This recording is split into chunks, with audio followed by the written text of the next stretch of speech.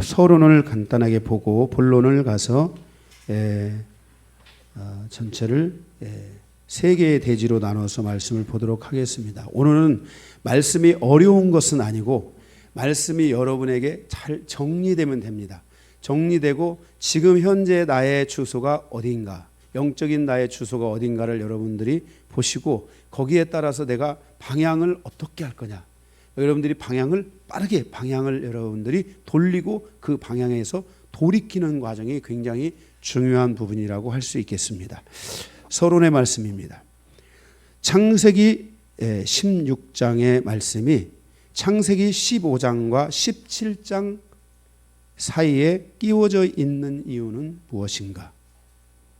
창세기 15장의 말씀의 핵심은 믿음의 후손에 대한 약속과 땅에 대한 약속을 말씀하고 있습니다. 따라서 아브라함의 자손들은 믿음의 후손인 예수 그리스도를 따르는 자들이며 예수 그리스도를 믿음으로 영접하고 구원을 얻는 자들입니다. 그리고 그들은 하나님께서 약속하신 땅을 기업으로 삼는 자들이라고 할 수 있습니다. 그 약속을 받은 후손이 창세기 17장에 이스라엘 백성들이라고 말씀하고 있는 것입니다. 바로 이렇게 15장과 17장의 말씀이 연결된 말씀인데 그 중간에 지금 창세기 16장의 말씀이 있다는 것입니다. 그런데 이스라엘 백성들은 출애굽을 하면서 예수 그리스도를 따르는 자들이 되지 못하고 또한 하나님이 약속하신 땅을 기업으로 잊지 못합니다. 결국 그 땅은 영원히 하나님의 기업을 잊지 못하고 하나님의 기업을 그곳에 세우지 못합니다. 그래서 그곳이 하나님의 영광이 그곳에 다 임하지를 못하고 그 이스라엘 사람들이 가나안 땅에 들어간 뒤로 지금까지 가나안 땅에는 수없이 많은 종교가 섞여져 있고 많은 민족들이 섞여져 있는 그러한 모습을 가지고 있는 것입니다. 유일하게 다윗의 시대에 와서 그 땅에 많은 여러 가지 영적인 것들이 정리되어지고 그때 비로소 그 땅에 하나님의 영광이 좀 임하는 듯 했습니다.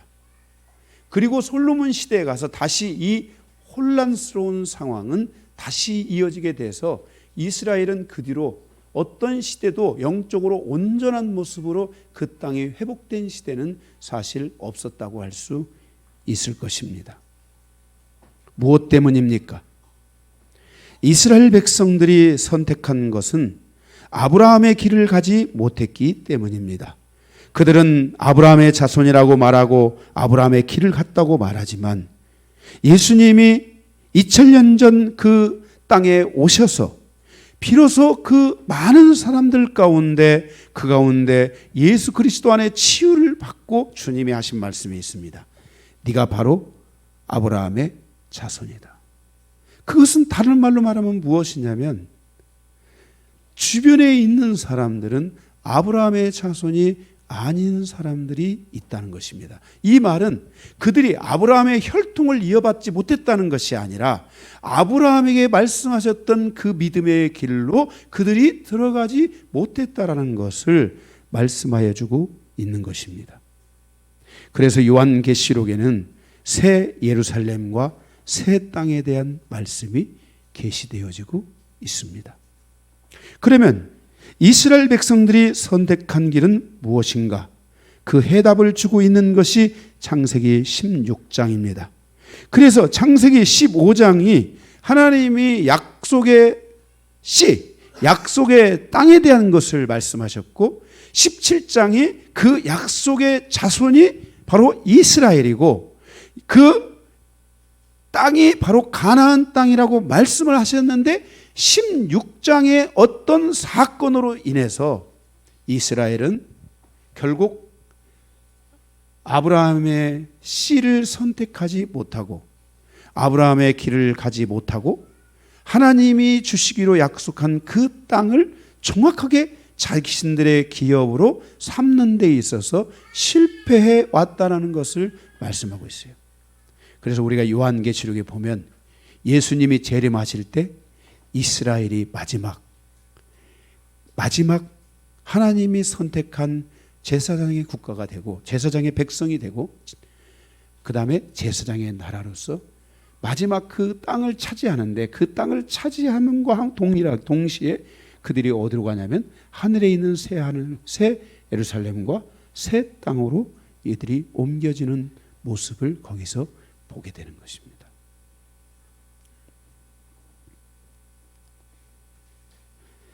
지금 우리도 아브라함의 길을 선택하지 못한다면 16장처럼 율법의 길로 나갈 수 있다는 것을 잊으면 안 됩니다. 이스라엘 백성들처럼 율법의 길로 들어가서 먼 길을 돌고 돌아서 가는 신앙이 되면 안 됩니다. 우리가 아브라함과 같이 믿음을 선택하는 신앙이 되어야 합니다. 만일 우리가 믿음에 대해서 흔들리고 육신적인 신앙과 세상 중심의 신앙을 선택하여 간다면 하나님도 아니고 세상도 아닌 그런 신앙으로 간다면 그는 자신이 원하지 않아도 율법의 길로 가게 돼 있다는 것을 기억해야 합니다. 하나님은 말라기 선지자를 통해서 이스라엘 백성들이 율법에서 벗어나지 못하므로 이방인에게 아브라함의 자손으로 살아갈 수 있는 길을 열어주셨습니다. 사실 이방인은 원래 약속의 자녀도 아니고 이방인은 원래 하나님의 땅을 유업으로 받기로 약속된 자도 아닙니다. 그런데 유대인이 하나님이 원하는 아브라함의 길을 가지 못하는 것으로 인해 말라기 선지자를 통해서 이방인에게 아브라함의 길을 갈 수 있게 하셨고 하나님이 하나님의 나라를 그 땅을 유업으로 받을 수 있는 그 기회와 은혜를 주셨다는 것입니다. 그 복음이 바로 사도 바울을 통해서 주신 이방인에 대한 복음이며 하나님이 사도 바울을 이방인의 사도로 삼으셨다는 바로 이유가 거기에 있는 것입니다. 우리가 아브라함의 자손으로 살아갈 수 있는 길은 무엇입니까? 그 길이 바로 예수 그리스도를 믿고 그 믿음을 통해서 신앙을 온전한 데까지 이르게 하는 것입니다. 창세기 16장은 이스라엘 백성이 선택하면 안 되는 길이었습니다. 오늘 우리는 창세기 16장을 통해서 주시는 교훈이 무엇인지를 구체적으로 우리가 한번 생각하면서 말씀의 은혜를 함께 나누기를 원합니다. 먼저 1번입니다. 1번 하갈 부동호 이스마엘은 누구인가? 하갈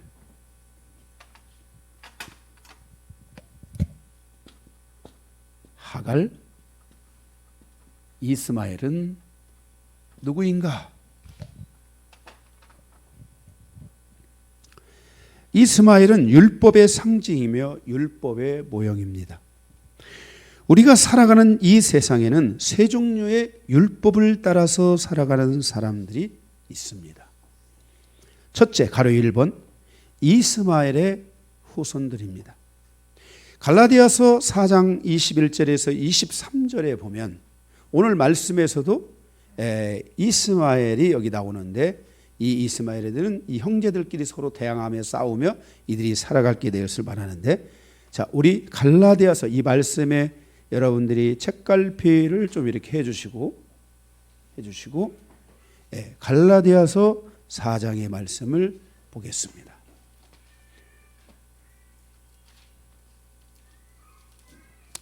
갈라디아서 4장 21절에서 23절을 보면 21절에 내게 말하라. 율법 아래 있고자 하는 자들아 율법을 듣지 못하였느냐. 22절 기록된 바 아브라함에게 두 아들이 있으니 하나는 여종에게서 하나는 자유 있는 여자에게서 낳다 하였으며 23절 여종에게는 육체를 따라 낳고 자유 있는 여자에게는 약속으로 말미암았느니라 라고 말씀하고 있습니다. 21절에 내게 말하라. 율법 아래 있다고 하는 자들아, 율법을 듣지 못하였느냐라고 말했습니다. 율법 아래 있는 자들, 바로 이 하갈, 이 이스마엘의 태생들은 전부 율법 아래 있다는 것입니다. 하갈은 이스마엘을 임신하고 그의 주인인 사레를 멸시합니다. 하찮게 여깁니다. 그래서 사레의 분노를 사게 됩니다. 그리고 하나님은 하갈에게 사레에게서 돌아가서 그에게 복종하라고 말씀하시는 것을 보게 됩니다. 창세기 21장에 보면은 하갈과 이스마엘, 하갈에게서 태어난 이스마엘이 성장하면서 이삭을 공격하고 괴롭힘으로 아브라함에게서 쫓겨납니다. 그래서 이들은 하나님의 은혜를 온전히 배울 수 없었고 아브라함이 갔던 믿음의 일을 선택하지 못하고 결국 그들은 율법을 선택하여 살아갑니다. 그래서 무슬림 사람들, 지금 어디입니까? 지금 대구인가 어디에서 지금 무슬림 그 사원 건축 때문에 지금 막 굉장한 대립 관계가 있죠. 지금 우리나라에 지금 이 무슬림들이 엄청나게 많이 들어와 있습니다. 이 기독교의 교회가 무슬림 국가에 못 들어갑니다. 저는 무슬림들이 대한민국에 와서 막 그들의 종교라의 자유라는 형식 아래서 번성해가는 것들이 좋은 게 아닙니다. 무슬림들의 타겟이 대한민국입니다. 아십니까? 유일하게 가장 기독교적 강성을 가지고 있는 나라들 중에 하나가 바로 이 대한민국입니다. 그래서 이 대한민국만 거의 이제 포교하면 다 끝나는데 무슬림 사람들은 무섭습니다. 율법 아니면 뭐예요? 칼이에요. 예. 결혼을 해서 잘 부드럽게 해서 결혼을 합니다. 결혼을 해가지고 여자가 아이를 낳잖아요.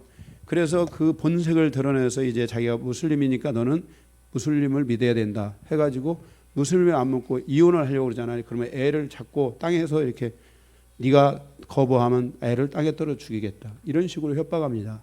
이게 아닌 것 같죠? 진짜 그렇게 협박합니다.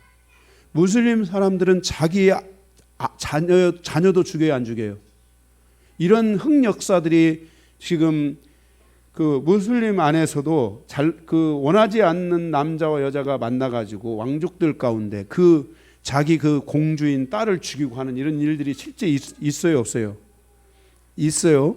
그 정도로 그 사람들은 우리가 가서 이렇게 신앙의 어떤 것들을 전하는 것은 거의 불가능한 상태 속에서 살아가야 되는데 진짜 그곳은 복음이라는 것은 그곳에 내가 가서 복음을 전하지만은 그게 얼마나 위험한지를 알아야 되고 또 가서 뭐가 있냐면은 하나님이 역사해야 되는 거예요. 그래서 무슬림 국가에는 뭐가 있냐면요. 하나님의 예수 그리스도의 절대적인 그런 어떤 역사들이 존재해요. 실제로요. 예. 예. 율법이 한번 들어가면 로마서에 있는 말씀처럼 로마서 2장입니까 3장입니까 말씀처럼 엄청난 고집쟁이가 됩니다. 굉장히 마음이 변함이 이게 없게 되는 거예요. 그래서 이 무슬림들, 아랍 국가들 이런 사람들은 전부 뭘 가지고 있어요? 여러분 아랍 국가들 무슬림들은 전부 뭘 가지고 있어요? 율법 가지고 있잖아요. 율법. 율법. 제 말이 틀린 말 아니잖아요. 율법을 가지고 있어요. 율법. 그래서 이 율법 아래서 이 코란이 율법입니다. 율법. 그들의 율법. 무슨 말인지 알겠어요? 예, 그래서 그 율법을 선택하지 않으면은 죽음을 선택하는 거예요. 예. 그래서 이 하갈과 이스마엘의 족속들은 전부 뭘 가지고 있냐면은 율법을 가지고 있어요. 이들의 안타까운 현실은 그때로부터 지금까지 광야로 쫓겨나서 아브라함과 사라의 품으로부터 믿음으로 사는 것을 온전히 배울 수 있는 모든 기회가 사라지게 되고 믿음으로 살고 하나님의 은혜로 살고 하나님의 뜻으로 사는 것들이 전부 다 차단되고 그들의 모든 것은 바로 율법에 의해서 살아가는 삶으로 그냥 태어나면서부터 그렇게 규정되어진 겁니다. 그래서 이 이스마엘 후손들은 전부 제가 그랬죠. 여기서 뭐였어요? 이 세상에 세 종류의 율법을 따라 살아가는 사람들이 있는데 그 첫 번째 종류가 바로 이 하갈과 이스마엘의 사람들은 전부 다 이스마엘의 후손들은 율법을 가지고 있어요. 어느 나라 다 마찬가지예요.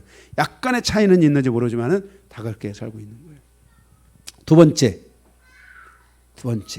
자, 이게 핵심, 여기가 이제 이 갈라디아서의 핵심이고, 이게 지금, 저깁니다. 그 창세기 16장의 핵심이면서 15장과 17장 사이의 16장의 핵심이고, 갈라디아서 4장의 핵심이 두 번째입니다. 가로 2번. 신의 산 아래 있었던 백성들입니다. 신의 산 아래.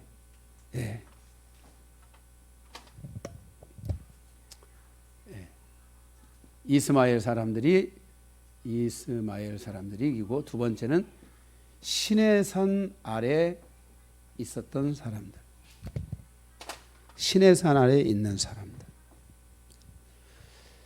원래 이스라엘 백성들은 자유하는 여자에게서 낳아서 약속을 받은 자들입니다. 이들은 바로 창세기 15장에서 16장의 아픔을 겪었지만은 어디로 가고 있냐면 17장으로 이어져서 바로 아브라함, 이삭, 야곱으로 이어지는 그 루트를 통해서 그들이 바로 하나님이 아브라함에게 약속하신 씨를 믿는, 그 씨를 바라보는 후손들이에요. 그 씨를 가진 원래 그런 후손들이었던 거예요.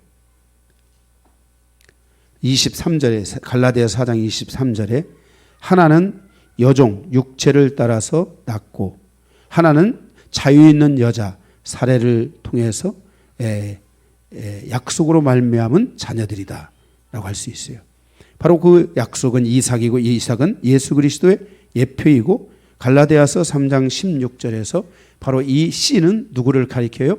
여럿을 가리켜 그 씨라고 하지 아니하고 누구를? 예수 그리스도를 가리켜 씨라고 했어요. 그러면 하나님께서 아브라함에게 주신 이 약속의 씨는 예수 그리스도이고, 그것은 바로 믿음의 씨이고, 아멘, 의롭다함을 얻는 씨예요. 그게 이해가 되셨습니까? 네. 그래서 바로 사도 바울은 이렇게 말씀을 하고 있는 거예요. 그런데 24절에 갑자기 23절에 우리가 너무나 쉽게 이해할 수 있는 말씀을 하다가 24절에 갈라디아서 4장 24절에 이렇게 말씀해요. 이것은 비유니 그랬어요. 갑자기 어떤 비유가 딱 등장을 하는 거예요. 그러니까 뭔가 지금 보세요. 하갈에게서 이스마엘이 낳고 사레에게서 이삭이 낳았다. 여기까지는 하나 모르는 게 없어요. 그런데 24절에 와서 이것은 비유니 하고 뭔가를 비교하고 있고, 뭔가를 이 컵 옆에 우리 사모님의 책상 위에 있는 커피잔을 올려놓는 것과 같이 이 컵 안에 차가 들어있는데 사모님 안에 들어있는 컵에도 차가 들어있다. 이런 식으로 뭔가를 같은 가정에서 비교를 하고 있는 그런 내용이 24절의 말씀이라고 할 수 있다 이 말이에요. 이해가 되십니까? 이것은 비유니 이 여자들은 두 언약이라. 하나는 신의 산으로부터 종을 낳은 자니 하갈이고, 어디서부터 났어요? 하갈은 어디에서 났어요?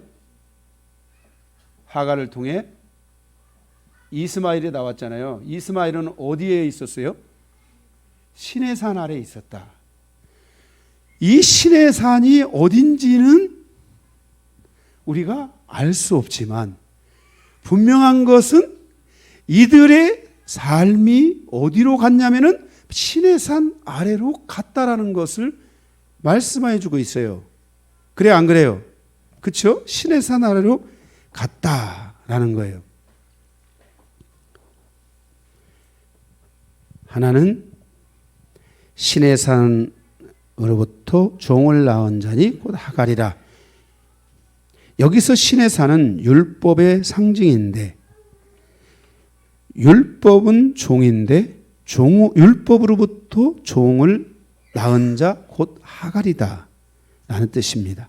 하갈은 율법에서 벗어날 수 없는 존재가 되었고 그 율법에서 벗어날 수 없는 존재인 하갈을 통해서 누가 태어났다? 이스마엘이 태어났다라는 것입니다. 그런데 25절에 이렇게 말씀합니다. 갈라디아서 4장 25절에 이 하갈은 아라비아에 있는 신의 산으로서 뭐라고? 어디 신의 산이 어디가 있다고요? 아라비아에 있대요. 신의 산은 지금 우리가 일반적으로 지금은 성지순례 거기 못 갑니다. 일반적으로 성지순례에 가는 곳이 신의 산이 아닐 수 있고 아라비아의 쪽에 신의 산이 있다라는 것에 대하여 어떤 분이 또 그것을 밝혀낸 분도 있어요. 실제 거기에 가보니까 바로 그 이름들이 신의 산에 있었던 그 이스라엘 백성이 광야 40년 동안 그곳에 있었던 이름들과 그 흔적들이 그곳에 남아 있어요. 그렇다고 그래요. 잘 모르겠어요. 일단은 이 부분은 우리가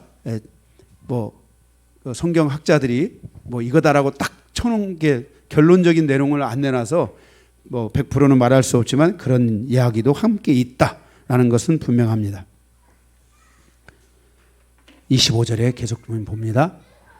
여기만 뚫어지면 다른 건 어려울 거 없어요. 신의 산으로서 지금 있는 뭐라고 했어요?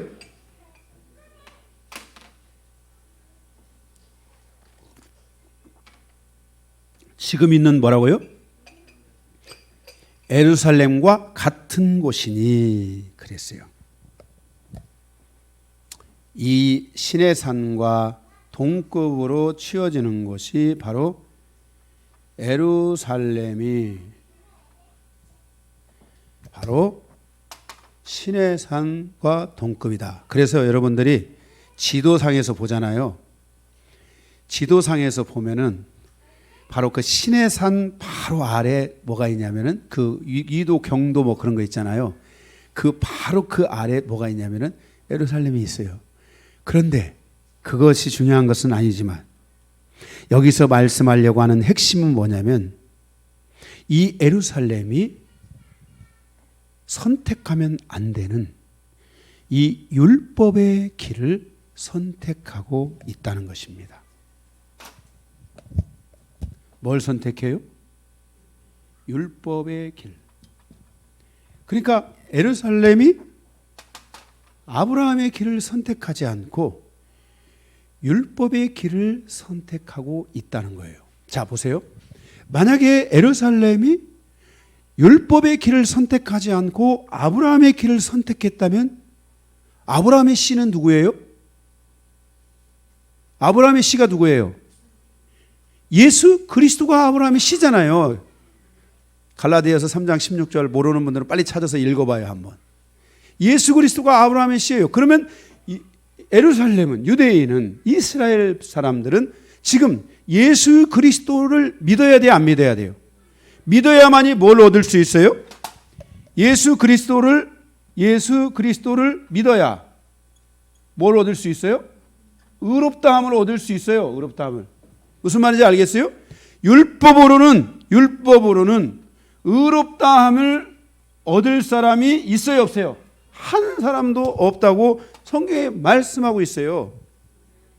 율법에 이를 사람이 한 사람도 없다. 그러니까 지금 여기에서 언급이 되고 있는 이 사람들이 예수 그리스도를 믿어 아브라함의 자손의 길을 선택하지 않으면은 그 어느 누구도 바로 의롭다함을 얻을 수 없는 거예요.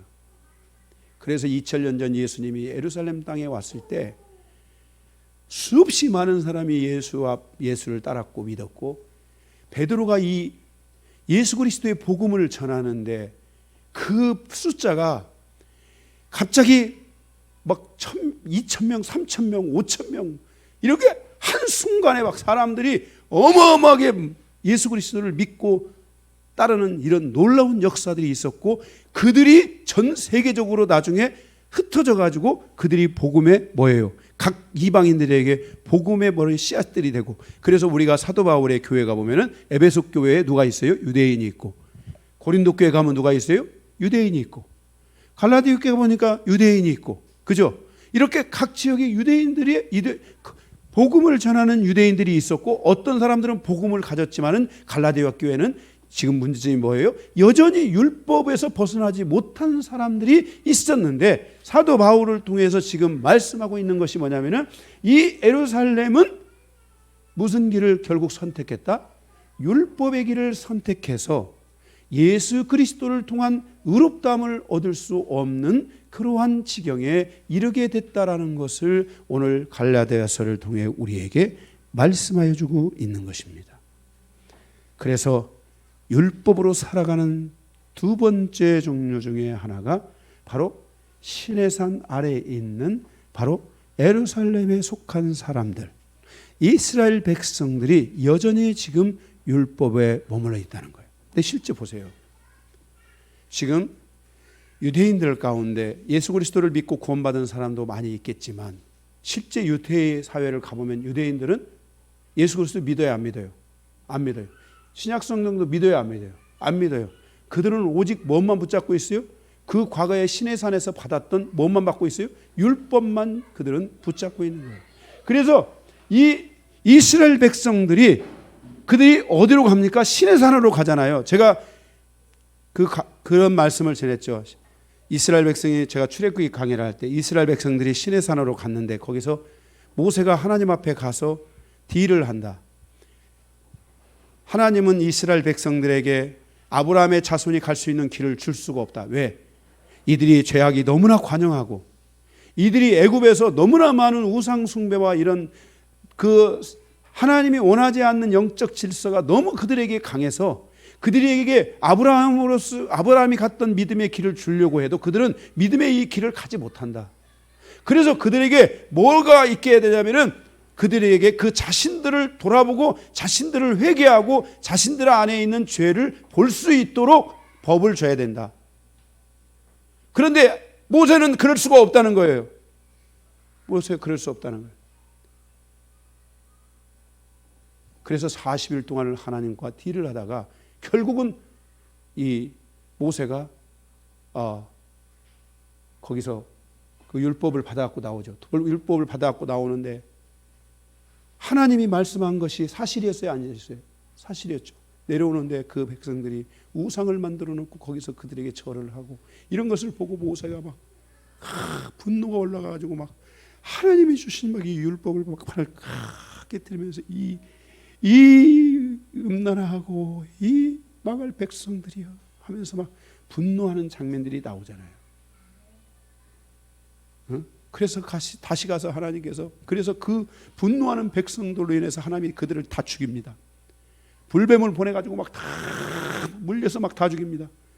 그래서 그때 모세가 가서 다시 하나님 앞에 가서 이 백성을 살려달라고 예언을 해서 죽는 것은 내가 어쩔 수 없다.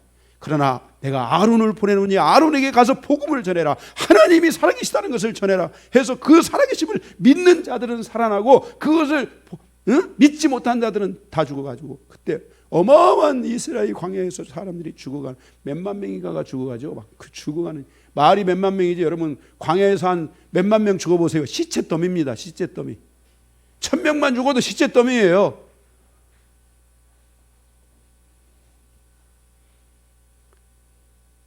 그래서 하나님께 다시 가서 모세가 다시 그 원래 주셨던 판에다는 하나님의 손으로 새겨서 주시잖아요. 그 나중에는 가서 정을 갖고 와라 해가지고 자기가 정을 자기가 다 새기잖아요. 그래서 갖고 온단 말이에요. 다시 두 번째. 이게 이스라엘 백성들이 바로 이 율법의 길을 그러니까 시내산에서 그들이 하나님이 율법을 주신 것은 너희들이 회개하고 너희 자신의 죄를 돌아보고 너희들이 얼마나 악하고 음란한 자들인지를 돌아보고 너희들이 다시 하나님 앞에 은혜를 구하고 긍휼을 구하고 아브라함의 길을 가기를 다시 새롭게 너희들은 정해야 된다라는 의미에서 주신 거고, 또 하나의 의미는 이들에게 이 율법을 주시지 않으면 죄의 가속도, 죄의 속도가 너무 강하게, 지금 내가 죄를 졌는데 율법을 주지 않으면, 율법을 줘서 자기의 죄를 보게 하지 않으면은 이 죄의 속도가 너무 강하게 가기 때문에 사람들이 다 그 죄 아래서 다 멸망을 당하는 거예요. 그래서 율법을 주셨던 거예요. 죄의 이스라엘 안에 있는 죄의 속도를 늦추기 위해서 율법을 주셨던 거예요. 그래서 막 자기 습관에 막 서로가 막 지적하면서 막 너는 어떻고 너는 어떻고 막 이러면서 자기의 죄를 막 보게 하는 거예요. 율법은. 이게 우리의 삶이 율법의 신앙으로 가면 안 돼요.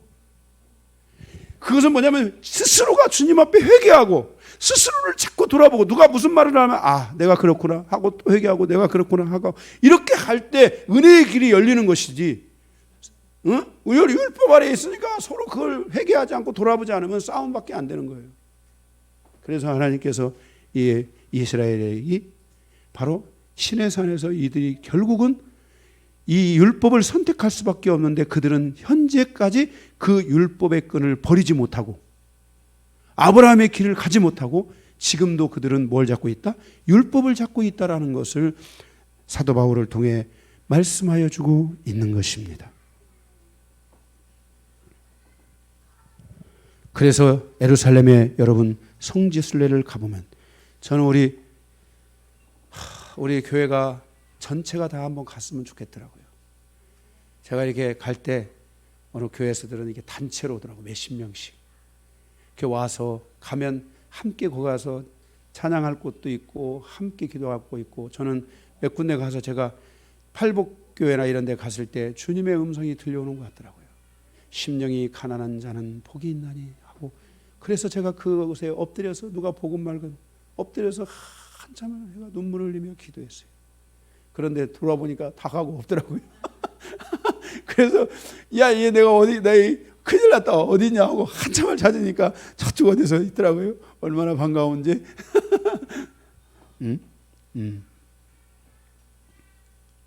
그곳이 율법이 중심이 돼 있어요. 그러니까 이해는 이해예요. 이쪽에서 한 방을 치면 나도 더 쳐야 돼요.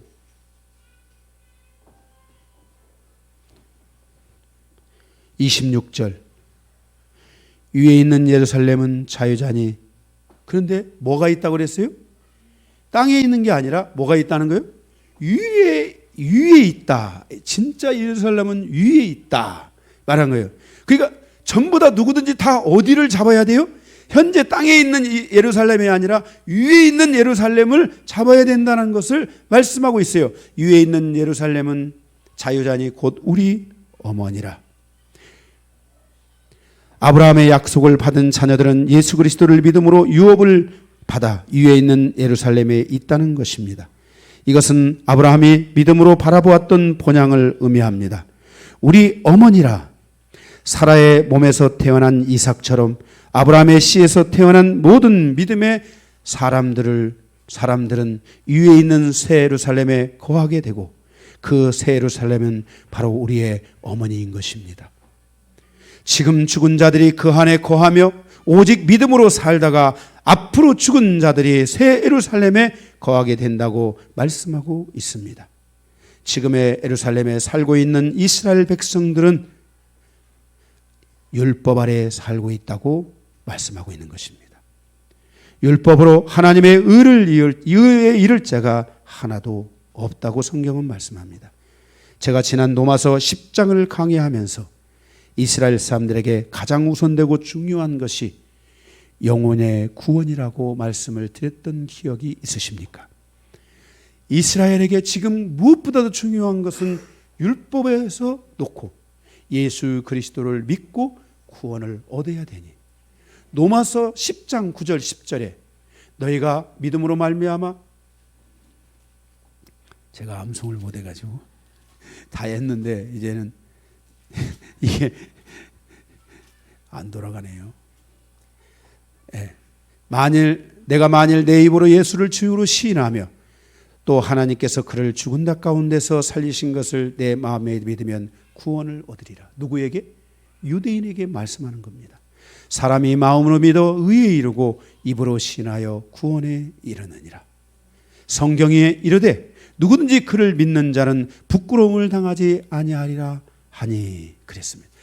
그래서 유대인이나 헬라인이나 다 차별이 없다라고 로마서에서 말씀을 하고 있는 것입니다. 이해가 되십니까? 그래서 유대인에게 지금 무엇보다도 중요한 것은 그들의 영혼의 구원의 부분을 빠른 시간 안에 그들은 바로 그들의 삶에서 바로 풀어내야 될 중요한 것 중에 하나가 되어져 있습니다.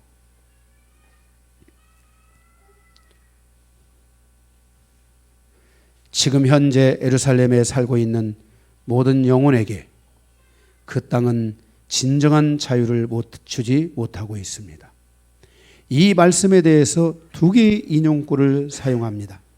갈라디아서 4장 27절에 기록된 바, 이 말씀은 이사야 54장 1절의 말씀을 인용한 내용입니다. 잉태하지 못한 여자, 잉태하지 못한 자여 즐거워하라. 산고를 모르는 자여 소리질러 외치라. 이는 홀로 사는 자의 자녀가 남편 있는 자의 자녀보다 많음이라 라고 말씀했습니다. 이사야의 예언의 의미는 하나님의 약속을 받은 이스라엘 백성들 가운데 예수 그리스도께서 십자가에 죽으시고 부활하시게 되면 많은 사람들이 하나님의 약속을 따라서 회개하고 믿음으로 돌아오게 될 것을 예언하고 있는 내용인데, 1차로는 2000년 전 예루살렘에 성령이 강림하고 수없이 많은 이스라엘 사람들이 믿음 안에 들어왔습니다. 그러나 그 땅에 남아있는 수없이 많은 사람은 예수 그리스도에 대한 믿음을 저버리고 그들은 다시 율법으로 돌아가서 심각한 이단성에 빠지게 되는 것을 보게 됩니다. 그리고 훗날 예수님께서 재림하실 그때에 남은 이스라엘 사람들이 믿음 안에 돌아오게 될 것이라고 이사야가 예언하고 있는 것이고, 스가랴에서도 요셉 족속, 그 다음에 이스라엘의 모든 족속들이 다 회개하고 돌아와서 그곳에서 하나님을 찬양하고 예루살렘표 솥단지에다가 밥해 먹고 그들이 그곳에서 하나님을 찬양하고 노래하고 영광을 돌리고 회개하고 또 회개하는 놀라운 일들이 일어나게 되는데, 그때가 바로 예수 그리스도가 재림하시는 때라는 것을 말씀하여 주고 있습니다. 그러니까 지금 이스라엘은 그때가 되기까지 그들은 아직도 율법 아래 있다는 것입니다. 28절에 형제들아 너희는 이삭과 같이 약속의 자녀라. 이것이 매우 중요합니다. 너희는 이삭과 같이 약속의 자녀라. 우리가 예수 그리스도를 떠나서 복음을 말할 수 없고 예수 그리스도를 떠나서 하나님을 말할 수가 없습니다. 창세기에서부터 요한계시록까지 하나님께서 바로 우리 인류를 향하여 구원의 길을 어떻게 준비하고 예비하셨는지에 대한 모든 것들을 우리는 반드시 기억해야만 하는 것입니다. 세 번째, 약속 밖에 있었던 사람들. 첫째, 율법의 기준으로 살아가는 세상에 속한 사람들. 로마서에 보게 되면 로마서 1장 14절입니까? 거기 보면 세상에서 살아가지만 율법의 기준을 가지고 살아가는 사람들은 다 어디 아래 있다? 율법 아래 있다. 둘째, 갈라디아서 4장 8절에서 9절에 보면 4장 8절에서 9절을 보면은 그러나 너희가 그때에 하나님을 알지 못하여 본질상 하나님이 아닌 자들에게 종노릇 하였더니 이제는 너희가 하나님을 알 뿐 아니라 더욱이 하나님이 아신 바 되었거늘 어찌하여 다시 약하고 천박한 초등학문으로 돌아가서 다시 그들에게 종노릇 하려 하느냐 그랬습니다. 둘째는 뭐냐면 믿음을 이방인들 가운데 믿음을 갖게 되었지만 세상의 종노릇에서 벗어나지 못한 사람들, 다시 자꾸만 세상으로 돌아가려고 하고 사람의 힘으로 돌아가려고 하고 자기 힘으로 살아가려고 자꾸만 돌아가려고 하는 이 사람들을 향하여 말씀하고 있습니다. 믿음 안에 있다고 하면서 세상의 종노릇하고 있다면 그는 세상의 종이며 율법 아래 있다고 말씀합니다. 믿음의 자녀들이 아니고 이삭과 같이 약속의 자녀가 아니라고 말씀하고 있는 것입니다. 우리가 기억해야 될 사실은 은혜를 파는 자가 되어야 됩니다. 예수 그리스도를 계속 파야 됩니다. 은혜를 계속 파야 됩니다. 하나님의 생명을 계속 파야 됩니다. 그것을 파고 또 파고 파고 또 파도 부족함이 없습니다. 그런데 우리가 자꾸만 그것에서 떠나서 자꾸만 율법으로 가려고 하는 이런 어리석은 행동들, 자꾸만 내 육신이 움직여지고 내 생각이 움직여지고 자꾸만 내가 세상에서 뭔가에 의해서 내 심령이 흔들리고 유혹을 받아서 자꾸만 세상으로 가려고 하는 이런 흐름들, 이것들은 매우 조심해야 합니다. 바로 이런 것들은 율법으로 갈 수 있는 바로 근거가 될 수 있다는 것을 말씀하여 주고 있는 것입니다. 사랑하는 성도 여러분, 여러분은 원래 8절에 갈라디아서 4장 8절의 말씀처럼 본질상 하나님 안에 있지 못한 자들이었고 하나님의 약속을 얻지 못한 자들이었습니다. 그러나 다행히도 이스라엘의 연약함으로 말미암아, 이스라엘의 타락으로 말미암아 하나님께서 우리에게 아브라함의 자손이 되는 길을 열어주셨고 우리가 약속의 자녀들이 되게 해주셨고 하나님의 땅을, 하나님이 주신 땅을 유업으로 받을 수 있는 은혜를 주셨습니다. 여러분이 여러분 가정이라는 그 땅에 여러분이 복음의 씨를 심어야 합니다. 그 밭에서 많은 복음의 열매들이, 믿음의 열매들이 맺혀질 수 있도록 해야 합니다. 여러분의 지경이 넓혀지면 넓혀질지라도 그곳에서 계속 이 복음의 역사들이 일어나도록 여러분들은 그곳에 집중해서 은혜를 갈구하고 갈망하고 은혜를 파고 예수 그리스도를 파고 계속해서 가는 이런 여러분의 신앙이 되기를 주님의 이름으로 축복합니다. 두 번째 큰 2번입니다. 이스마엘은 무엇을 선택해야 했는가? 6절에서 9절. 첫째, 가로 1번. 8절에 보니 이렇게 말씀합니다. 내가 어디서 왔으며 어디로 가느냐. 은혜로 출발했지만 율법의 길로 가는 신앙이 되면 안 됩니다. 지금 아브라함과 사라의 품에서 실수했던 이 하갈과 그 잉태된 이스마엘이 사라에 의해서 지금 사라는 믿음의 어머니잖아요. 믿음의 어머니에게서 지금 뭐예요? 떨어져 나가서 광야로 갔습니다. 여긴 율법의 길입니다. 그런데 하나님께서 묻습니다. 너 어디서 왔느냐? 응? 너는 어디로 가느냐? 묻습니다. 그래서 하나님이 말씀하십니다. 너는 다시 돌아가라. 만약 약속 밖에 있었던 이스마엘이었지만 그가 아브라함과 사라의 품을 떠나지 않았다면, 이삭이 태어났을 때 그를 사랑하고 그와 함께 형제되었다면 어쩌면 아브라함과 같이 믿음으로 살아가는 새로운 민족, 믿음으로 살아가는 새로운 가문의 역사가 이스마엘의 가문을 통해서도 탄생되지 말라는 법이 어디 있습니까? 그러나 그는 결국 은혜로부터 믿음으로부터 쫓겨남을 당하고 버림을 당하고 많은 것을 보게 됩니다. 그 결과 이스마엘은 영원히 율법 아래 있게 된 것입니다. 우리가 이 땅에 살아가며 내가 어디로부터 와서 어디로 가고 있는지를 항상 점검해야 합니다. 내 인생이 하나님의 원래 뜻 밖에 있었던 자였지만 하나님이 나를 예수 그리스도를 통해서 구원하시고 나에게 은혜를 베풀으셨다면 우리는 그 품에서 내 믿음이 온전해질 때까지 머물러 있어야 되고 계속해서 믿음의 전진을 이루고자 하는 갈망이 여러분에게 있어야 됩니다. 하나님이 말씀하십니다. 너는 너의 주인에게로 돌아가라. 두 번째, 이번에 2번, 너희 주인에게로 돌아가서 복종하라 그랬습니다. 돌아간 다음에 무엇을 해야 합니까? 복종해야 합니다.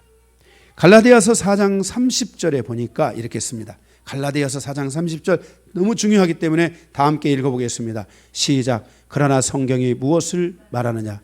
여종과 그 아들을 내쫓으라. 여종의 아들이 자유 있는 여자의 아들과 더불어 유업을 얻지 못하리라 하였느니라. 할렐루야! 우리 안에 있는 그 여종과 하갈을 내쫓으라는 것입니다. 우리 안에 있는 율법을 내쫓으라는 것입니다. 그 율법은 하나님을 유업으로 이을 수 없기 때문입니다. 그래서 그것을 내어쫓고 우리가 하나님의 말씀 앞에 복종하고 복종하는 훈련을 해야 하는 것입니다. 아멘. 하나님, 아멘. 제가 그렇게 하겠습니다. 아멘. 그렇게 하겠습니다. 아멘. 그렇게 하겠습니다. 아멘. 그렇게 하겠습니다 하면서 내 안에 있는 견고한 율법의 진들을 폭파시키고 그것들을 깨뜨리고 그것들을 진멸해 가야 합니다. 그것이 완전히 내게서 떠날 때까지 말씀을 아멘으로 받아야 되고, 아멘 그렇게 하겠습니다. 아멘 그렇게 하겠습니다. 이 아멘도 되게 안 하네. 진짜. 아멘 그렇게 하겠습니다. 우리가 율법의 충돌이 있을 수 있지만 그 충돌 뒤에는 반드시 하나님 앞에 아멘 내가 그렇게 하겠습니다. 자기를 돌아보며 웃을 수 있는. 그래서 그렇게 할 때 자기의 심령이 부드러워지고 짭짤하니 돼서 웃게 되지. 계속 자기를 가지고 있으면 막 겨우 사자상이 된단 말이에요. 잡아먹을 저것처럼. 갈라디아서 5장 1절에 뭐라 했습니까? 그리스도께서 우리를 자유케 하시려고 자유를 주셨으니 주님의 우리에게 대한 목적은 뭐냐면 우리를 자유케 하시기 위한 것입니다. 그러므로 굳건하게 서서 다시는 종의 멍에를 매지 말라. 율법을 매지 말라. 계속 율법을 싸워서 이기라. 율법을 버려라. 율법을 깨뜨려라. 그 길을 위해서 너는 복종하라. 하나님의 말씀에 아멘 하고 가라. 이스마엘이 그 하나님의 음성을 듣고 아멘 하고 가서 아브라함에게 사례에게로 돌아가서 아멘 하고, 아브라함이 무슨 말을 하면 아멘, 사례가 무슨 말을 하면 아멘, 아멘 아멘 아멘 아멘 아멘 하고 살아야 되는데 21장에 가보니까 그것이 언제였다고 10년의 세월을 통해서 10년 세월입니다. 10몇 년 세월인데 그 아브라함 이때가 85세가 됐고 아브라함이 99세에 가서 이삭을 낳아가지고 했으니까 약 한 15년 정도의 세월에서요. 아브라함이 낳고 한 20년 세월 지나가면서요. 계속 이 하갈과 이스마엘이요. 누구를 괴롭혀요? 계속 이삭을 괴롭히면서. 복종하고 순종하여 가는 삶. 아마 아버지가 그랬을 거예요. 아브라함이. 엄마도 그랬을 거예요. 그 사례도 그랬을 거예요. 이스마엘아, 이삭 괴롭히지 마라. 너희는 형제가 아니냐? 이스마엘아, 이삭 괴롭히지 마라. 그 어린 동생이 아니냐?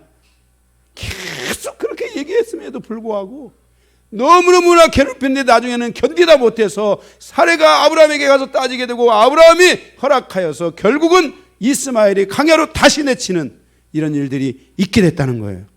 30절에 다시 말합니다. 성경이 무엇을 말하느냐? 여종과 그 아들을 내쫓으라. 여종의 아들이 자유 있는 여자의 아들과 더불어 유업을 얻지 못한다. 하나님이 내 심령 안에 주신 자유가 율법과 충돌하게 되면 이것들이 공존하지 못한다는 것입니다. 하나님은 우리에게 자유를 주셨습니다. 하나님은 우리에게 자유를 주셨는데 자유를 갈망하지 않는 사람이 없고 자유를 싫어하는 사람이 어디 있습니까? 여러분의 부모님이 율법이었을 때 여러분은 얼마나 자유가 그리웠고 그 자유를 얼마나 갈망했으며 그 율법으로 인하여 여러분은 얼마나 답답하고 힘들고 고통스러운 세월을 보내셨습니까?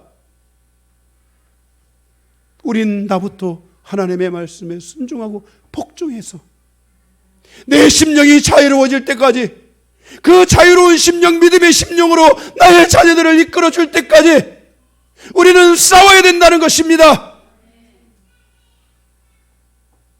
하나님과 살아가는 것은 율법으로 사는 것이 아니고 하나님과 살아가는 것은 자유의 삶이며 믿음의 삶이며 은혜의 삶이며 기도와 용서와 화평의 삶인 것입니다.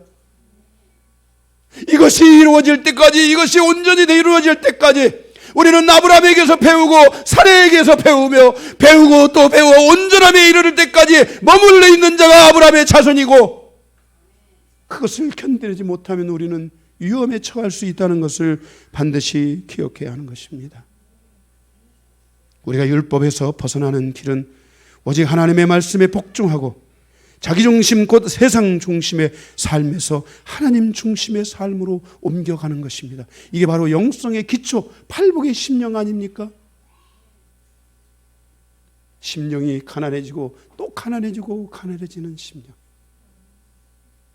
어떤 것도 그 심령 안에 받아들이고 담을 수 있는 심령이 되기까지 우리는 하나님의 말씀에 복종하고 또 복종하여 가는 아브라함 안에 머물러 있고자 하는 이 믿음이 우리에게서 결코 사라지면 안 된다는 것을 반드시 기억하시기를 바랍니다. 마지막 세 번째 큰 3번입니다. 율법으로 사는 신앙의 한계, 10절에서 16절입니다. 세 가지인데 첫 번째 1번, 은혜로 살지 못하고 육신의 힘으로 사는 길을 선택한다. 율법의 한계는 은혜로 살지 못하고 자꾸만 육신의 힘으로 사는 것을 선택해요. 로마서 7장을 가서 여러분들이 좀 읽어보세요.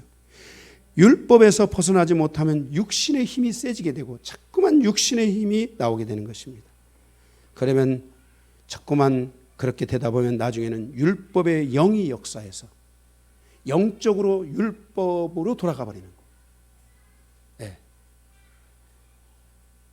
네. 영적으로 율법으로 돌아가면 누가 뭔 말하면 싫어해버려요.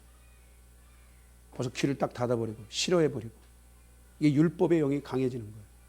여기서 발생되는 것이 바로 율법의 영이 강해질 때 발생되는 것이 불신의 영이고 이 불신의 영이 강해지게 되면 말씀에 불순종하게 되고 그 말씀에 불순종하게 되면 하나님을 잃어버리고 하나님의 말씀을 잃어버리는 그러한 연약함 가운데 우리가 놓여질 수 있다는 것을 기억해야 되는 것입니다.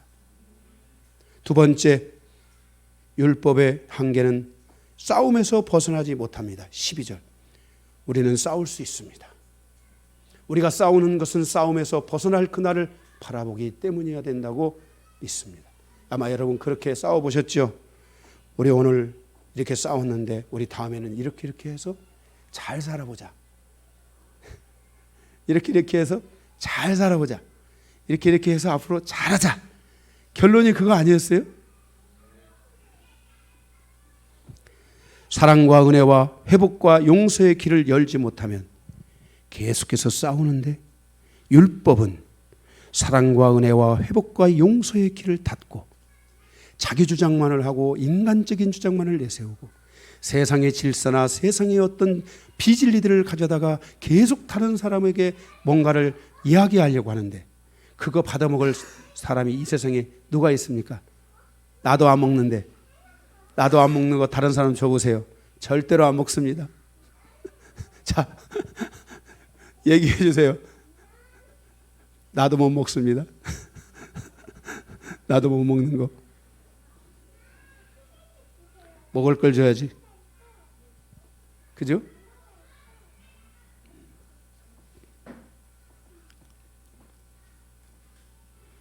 싸움에서 벗어나지 못하고 고통하게 되며 싸우고 있는 자신을 보면서 또 고통합니다. 그러므로 죄는 기회를 타고 율법으로 말미암아 나를 속이고 그것으로 결국 그 목적은 나를 죽이려고 하는데 이까지 도달하게 된다는 것입니다. 이때 사단이는 기회를 타서 우리를 완전히 족쇄를 수갑을 채울 수도 있는 것입니다. 그래서 우리가 율법으로 살게 되면 결국 이 수갑을 차게 감옥에 갇히는 일들이 일어나요.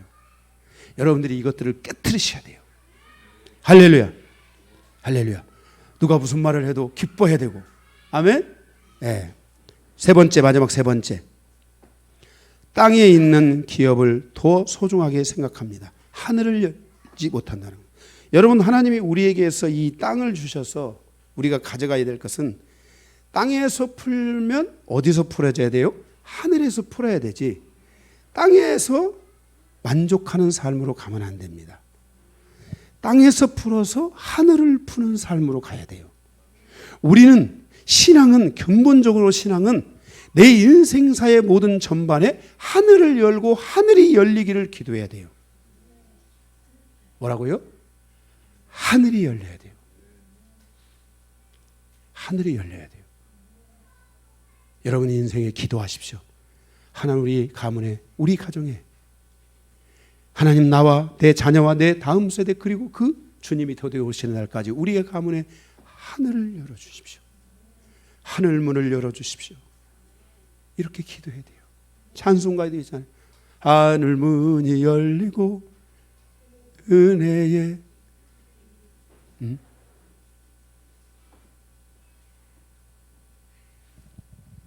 창세기 13장 다시 돌아가 보면 13절 14절 보고 마칠 겁니다. 땅에 만족하면 합니다. 13절 14절. 하갈이 자기에게 이르되 여호와의 이름을 나를 살피시는 하나님이라 하였으니 이는 내가 어떻게 여기서 나를 살피시는 하나님을 배우는고 함이라.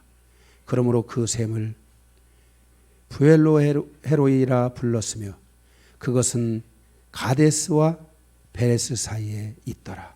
물이 열렸죠. 그러나 물이 열리면 뭐합니까? 하늘이 열려야지. 이삭은 물이 열렸고 하늘이 열렸지만 이 하갈과 이스마엘은 땅은 열렸어도 하늘은 닫혔던 거예요. 우리 성도들은 기억해야 합니다.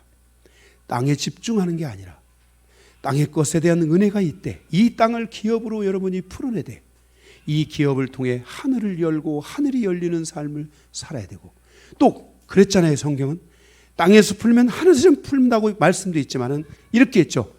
하늘에서 이루어진 것 같이 땅에서 이루어진다고. 하늘이 열려야 땅에서 이루어지는 은혜가 있다는 것을 성경은 말씀하고 있습니다. 이 은혜가 열리기를 주님의 이름으로 축복합니다.